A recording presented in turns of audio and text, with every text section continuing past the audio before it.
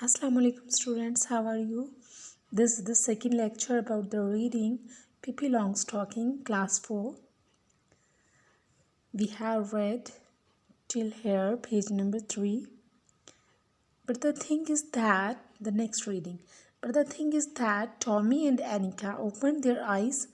Widest of all was the monkey sitting on the strange girl's shoulder. It was little monkey, dressed in blue pants and a yellow jacket and a white straw hat. Pippi walked along the street with one foot on the sidewalk and the other in the gutter. Tommy and Annika watched as long as they could see her. In a little while she came back, and now she was walking backward. It was because she didn't want to turn around to get home. When she reached Tommy and Annika's gate, she stopped. The children looked at each other in silence. At last, Tommy spoke. "Why did you walk backward?" "Why did I walk backward?" said Pippi. "Isn't this a free country? Can't a person walk any way she wants to? Let me tell you that in Egypt everybody walks that way and nobody thinks it's the least bit strange." "How do you know?" asked the Tommy. "You have never been to Egypt, have you?" "I have never been to Egypt. Indeed I have. That's one thing you can be sure of. I have been all over the world and seen many things stranger than people walking backward." I wonder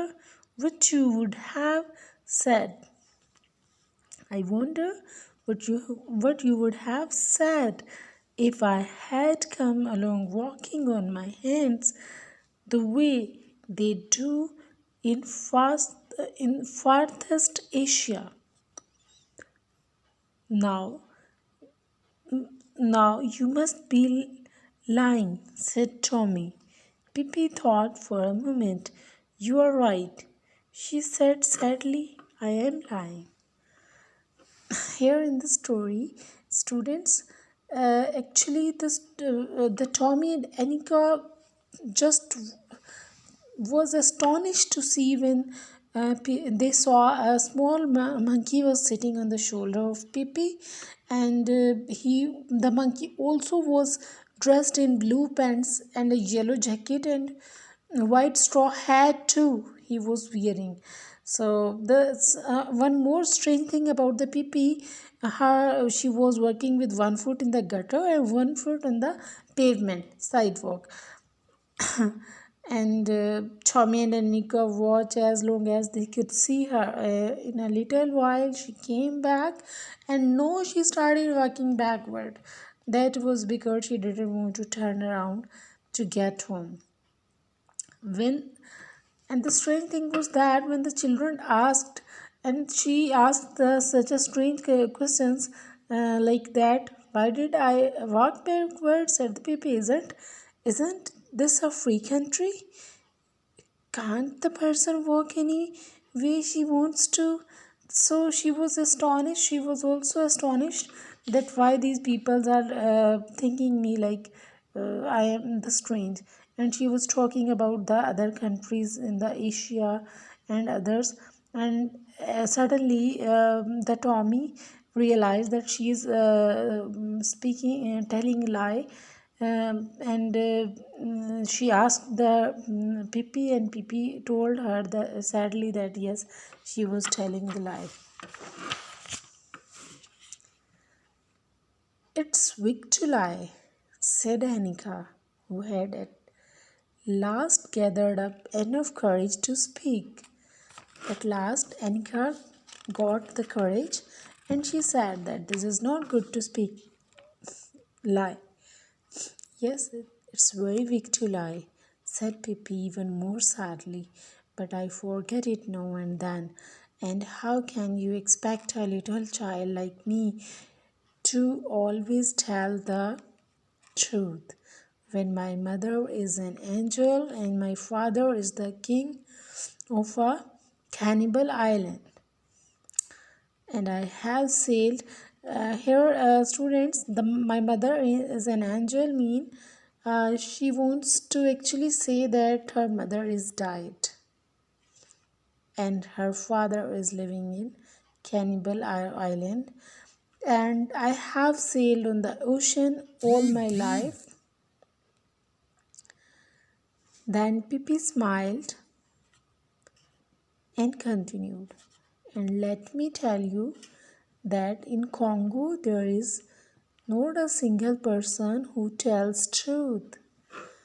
They lie all day long, begin at 7 in the morning and keeps on until sundown.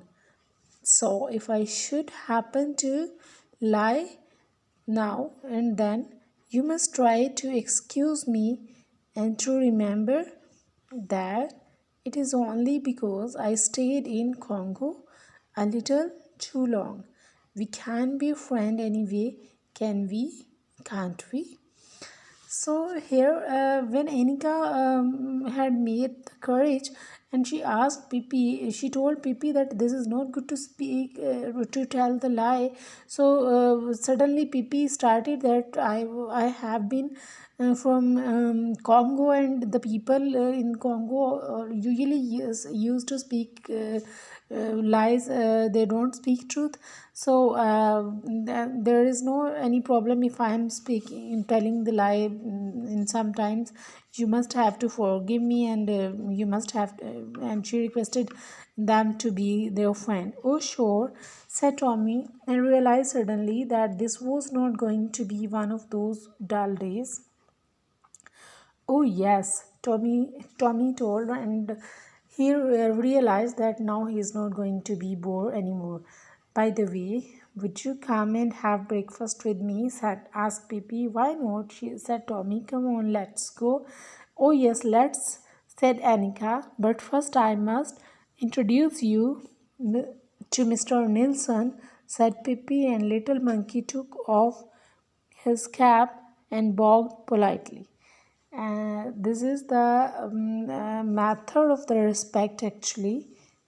Take off the hat and bow politely. This is the method of giving respect and showing the politeness toward the others.